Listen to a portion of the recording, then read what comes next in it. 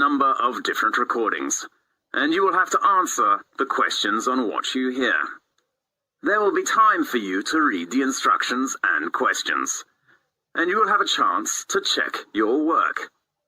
All the recordings will be played once only. The test is in 4 sections. At the end of the real test, you will be given 10 minutes to transfer your answers to the answer sheet. Now, turn to Section 1. Section 1. You will hear a telephone conversation about house facilities. First, you have some time to look at questions 1 to 4.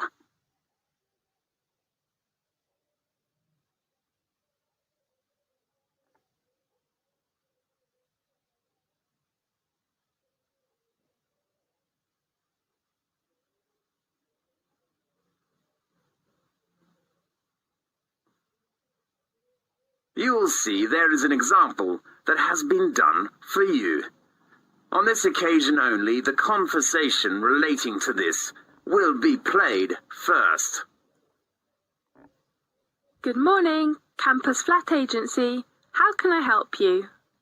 Good morning. I'm ringing to complain about problems with my flat's facilities.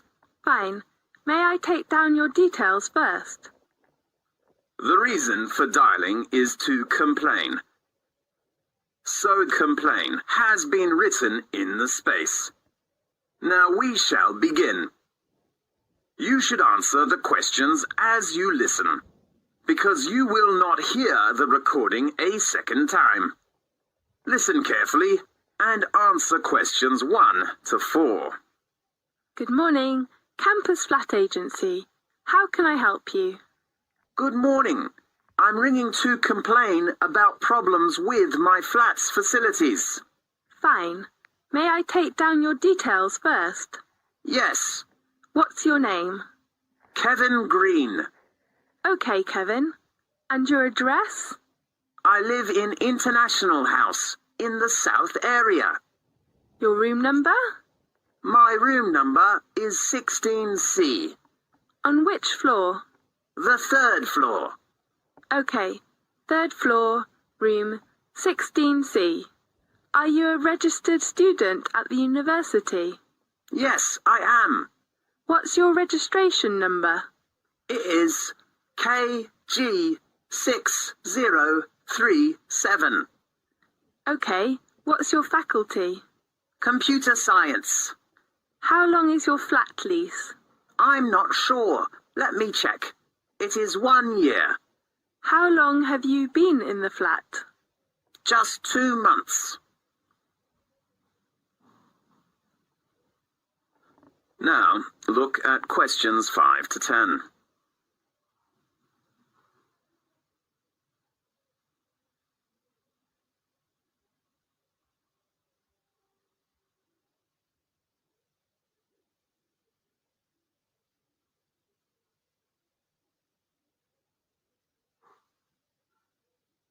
Now listen carefully and answer questions 5 to 10.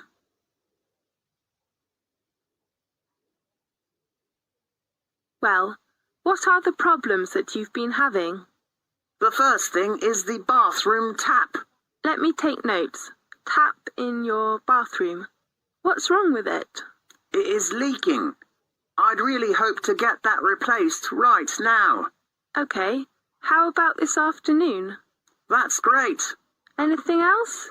The next one is the stove in the kitchen. What's the trouble with it? You know, the stove is not a new one when we moved into the flat. Yes. Does it work? No. The door of the stove is broken. Okay. How about repairing it next week? Fine. And the last point is the problem of the TV set. What's the matter with the TV set? It had no sound from the day before yesterday. Fine. I do hope you can repair it as soon as possible. You know, there will be a very good football match on tomorrow evening. We all hope to watch it. Okay, how about we repair it at the same time as your stove? Great. Anything else? No, just 3 items. Okay, we will get a repairman over to you tomorrow afternoon. Are you available at that time?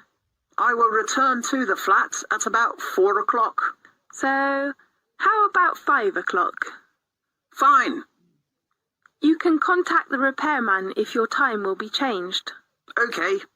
His phone number is 654 33747.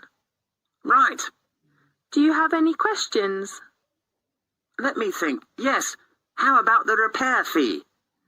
Usually, the price is at least £5, but you just used 2 months, so we offer free repair. That's so great. Thank you very much. You're welcome. Goodbye. Goodbye. This is the end of section 1. You now have half a minute to check your answers.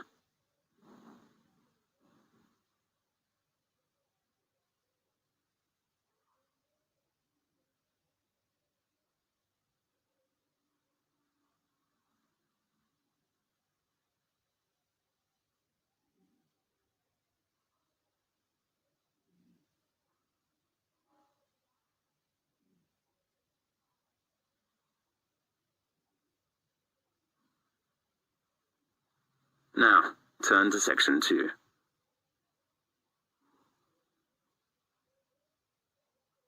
Section 2. You will hear a lecture about a sports centre. First, you have some time to look at questions 11 to 15.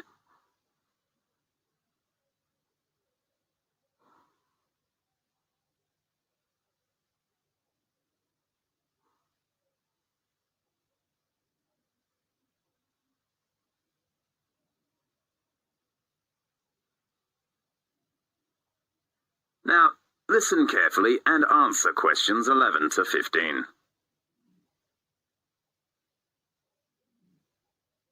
Welcome to the Edge Climbing Center. I'm Jason White, Manager Assistant. I'd like to give you an introduction about the Climbing Center. The Edge Climbing Center was opened in 1994 and reconstructed and doubled its original size in 1998.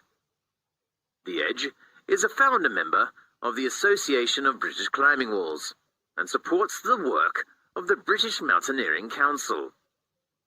As you know, climbing is a great activity for keeping fit and healthy. So we aim to provide a climbing experience that is enjoyable, imaginative, and challenging. Let's begin with our facilities. The first one I'd like to introduce you to is the main hall.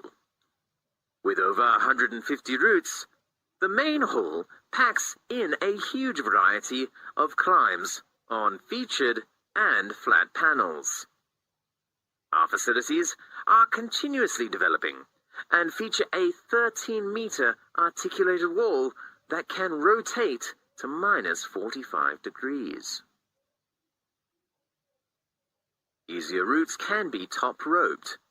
Other routes have quick draws in place of the lead climber. We think we have every angle covered. Our bouldering area is one of the best of its kind in the country.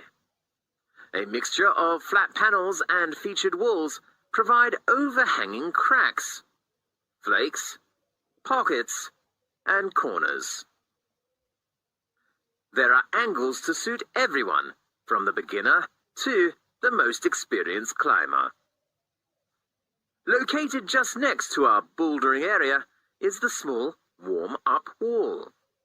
You can climb at an easy standard to get those bones moving. There are lots of big holds and small crimps.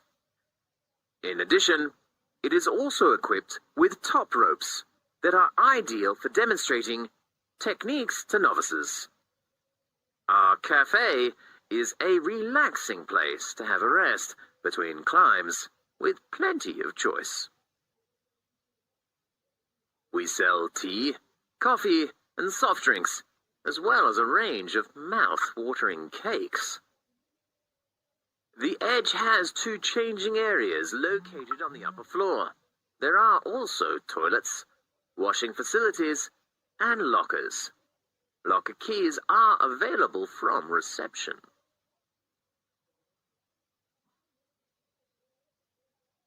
Now, look at questions 16 to 20.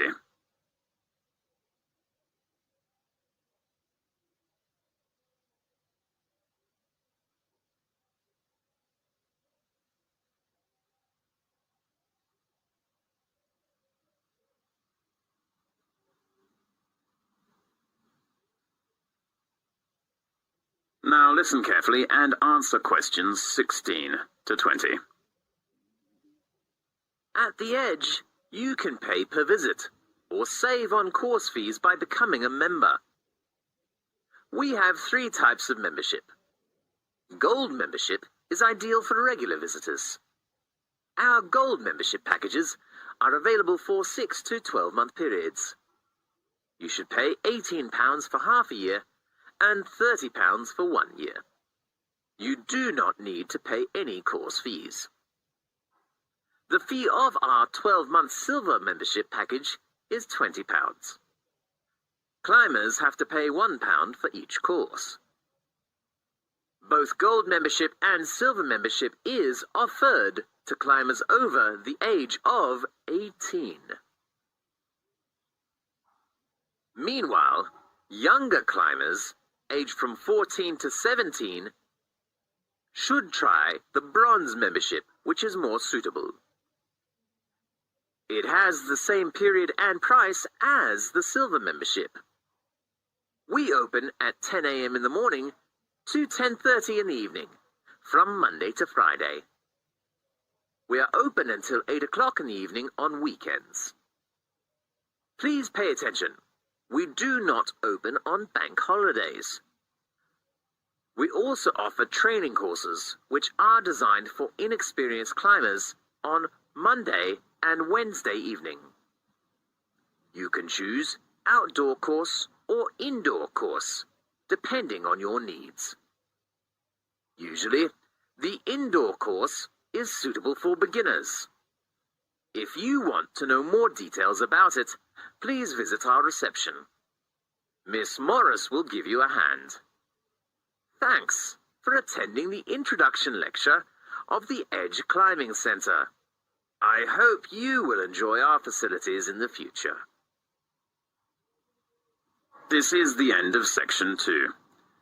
You now have half a minute to check your answers.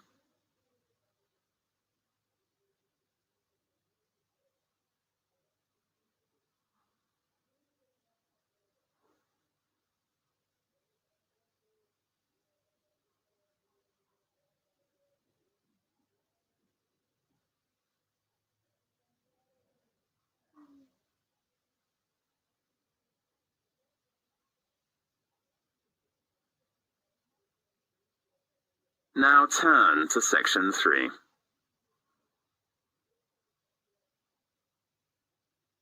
Section 3. You will hear a lecture about a university library. First, you have some time to look at questions 21 to 25.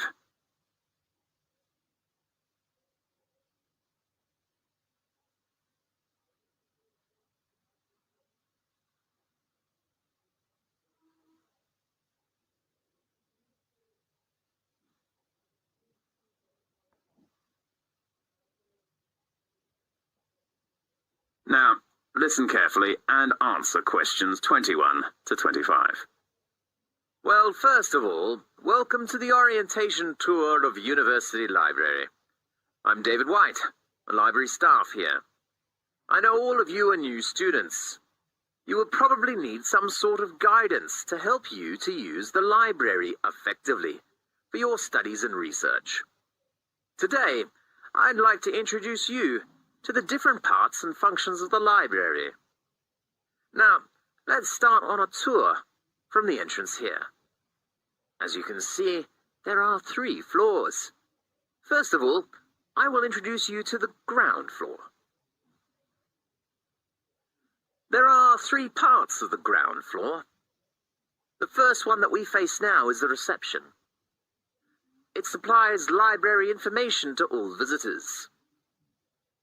As a new student, you should apply for your library card first, before using the library resources. Remember to take one passport photo and your union card when you come here to register. Next to it is the computer section on the right entrance. As you see, there are 10 computers for students to search library resources, such as reference books. You can also search the library information by using your own laptop in the house, but you should get your username and password when you register in the computer center tomorrow. The last section on the ground floor is the leisure bar. We make sure there is no food or drink in our reading room. If you are hungry, you can go to the leisure bar on the corner of the ground floor. It is a relaxed place. Drinks and snacks are supplied there. The large section on the second floor, located in the center, is called the reference room. You will find all kinds of textbooks, literature materials, or dictionaries in the room. Near to it is a small room called the closed reserve room. According to library rules, important reference books cannot be taken away from the library, so students have to sit in the closed reserve room to read. Now look at questions 26 to 30.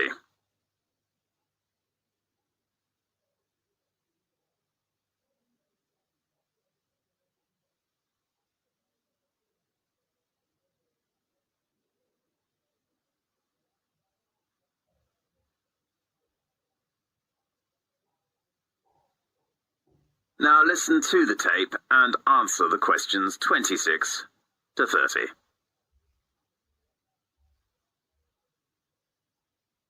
The room opposite to the closed reserve room is the periodical room.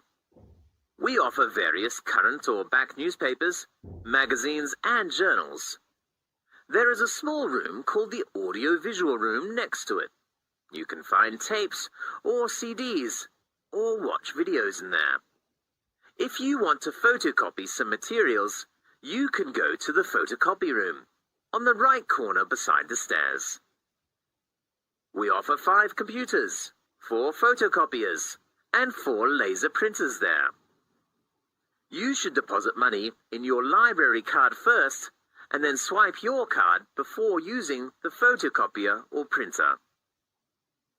There are some rules.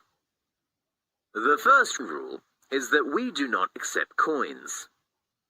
The second rule is to limit your session to half an hour at a time when the photocopier is busy or the printer is busy. The last important rule is that please do not start printing less than 10 minutes before the library closes. The reading room and meeting room are both located on the top floor. Now, we are in the big reading room with a glass roof. As you see, it's very bright and quiet in here. You can read books while enjoying the sunshine. The last section I wish to introduce to you is the conference room. There are some different size rooms with a round work table and multimedia equipment for teachers and students to do group work. Okay. Let's talk about some warnings. First of all, you can reserve any reference book if they are on loan, but the available time is only 48 hours. If you cannot come to the reception to take your reserved books, you will miss out. Then, if your book is recalled by the library, you have to return it within 7 working days. Otherwise, the book is overdue, and you will have to pay a fine. The other thing is your library card. All records of using library resources are in your card. I hope you can keep your card safely. Especially, do not leave it in your student locker. If you lose it, please come to our reception to report the loss and apply for a new one in order to avoid further trouble. Good. Well, that's the end of the tour of the library. You can look around for yourselves now, and if you have any questions, please ask the advisor at the reception. This is the end of Section 3. You now have half a minute to check your answers.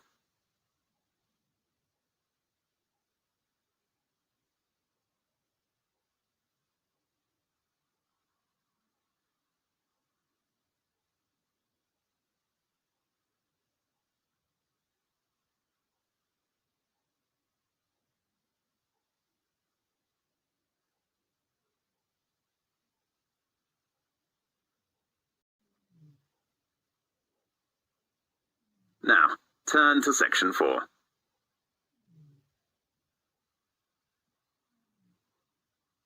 Section 4. You will hear a lecture about British holidays. First, you have some time to look at questions 31 to 40.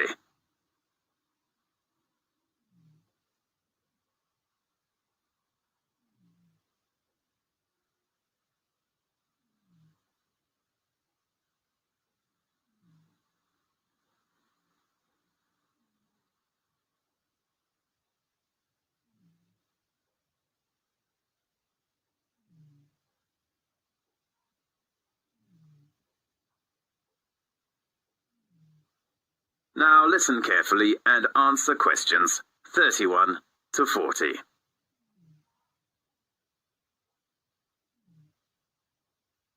British celebrate many religious, historical, social, and cultural holidays throughout the year. Some holidays marked on calendar are celebrated throughout the country. Others are based on local customs and traditions which reflect the variety of experience in different regions. Britain remains mainly a Christian nation, but most Britons do not go to church regularly or engage in Christian worship. Because of immigration and changing beliefs, most of the world's religions are practiced in Britain, such as Hindu, Judaism, Muslim faith, and the Sikh. Christmas is the biggest and best-loved British holiday. While Christmas has a Christian meaning, it commemorates the birth of Jesus Christ. People usually celebrate Christmas by decorating homes and workplaces with colored lights and Christmas trees and ornaments and exchanging gifts. There are 3 traditional Christmas activities in Britain. One is the Christmas pantomime, a comical musical play. Another British Christmas tradition is to hear the Queen give her Christmas speech over television and radio. The British Queen is also the Queen of other nations, such as Canada and Australia, and so her speech is broadcast to millions of subjects throughout the world. The third British Christmas tradition, which is also celebrated in countries with British heritage, is Boxing Day, which falls on the day after Christmas. People used to give Christmas gifts or money to their staff on Boxing Day. However, a new Boxing Day custom has emerged. It is shopping. But for most people, it is a day of visiting, eating, and relaxing. For churchgoers, the biggest holiday is Easter, not Christmas. It is the most important Christian festival in Britain. Easter commemorates the crucifixion and resurrection of Jesus Christ. Easter is in the spring, when universities and schools are closed for breaks. During the Easter period, Christians attend many church services and charity activities. Easter eggs are the main symbol of Easter. As time goes on, nowadays, people give each other chocolate or candy for Easter. There are some local festivals and holidays in England, Wales, Northern Ireland, and Scotland. People can know about the different culture and customs of the 4 nations of the United Kingdom. Many festivals and customs have been invented, adopted, and used to serve political or religious functions in times of conflict. Special days in England and Wales show their national pride in their unique languages and cultures and remind people that there is much more to the UK than the English and England.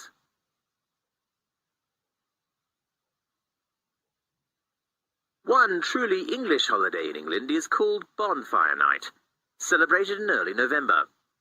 English people celebrate this event in the traditional way. Small children with a straw effigy called the Guy appear on British streets. They beg for money from passing adults. They buy lots of fireworks to set off on Bonfire Night.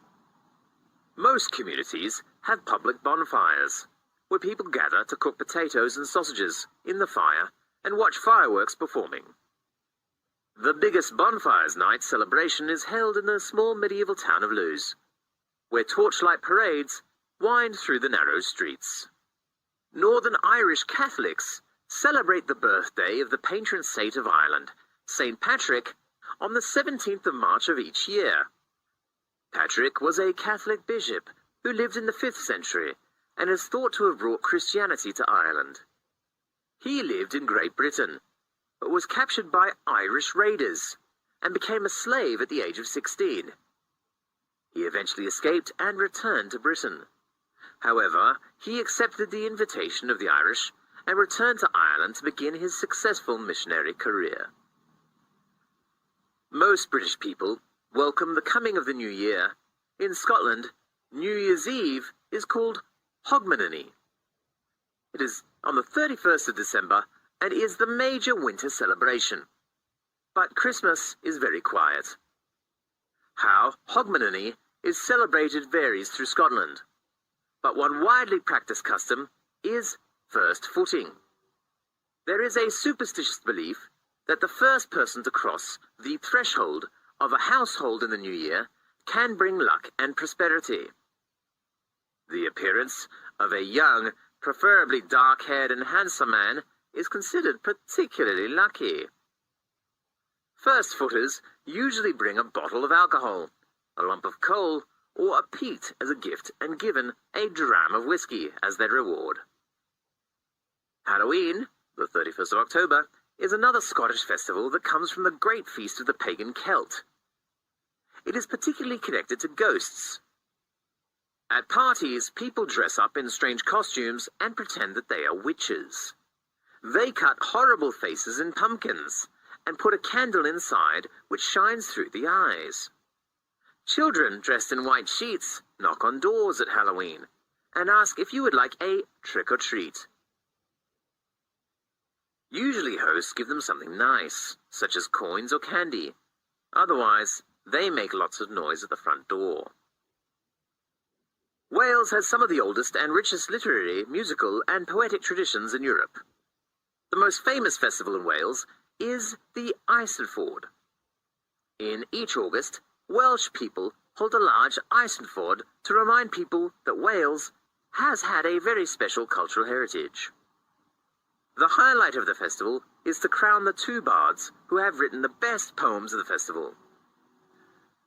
Nowadays, the Eisteddfod is the largest popular festival of music, making poetry and writing in Europe. The British calendar is full of holidays and festivals which show the different cultures and histories of the people who make up Britain. Such holidays and festivals not only remind people of how cultures change and influence each other, but also give people a chance to share in the rich cultural heritage of the United Kingdom. This is the end of Section 4. You now have half a minute to check your answers.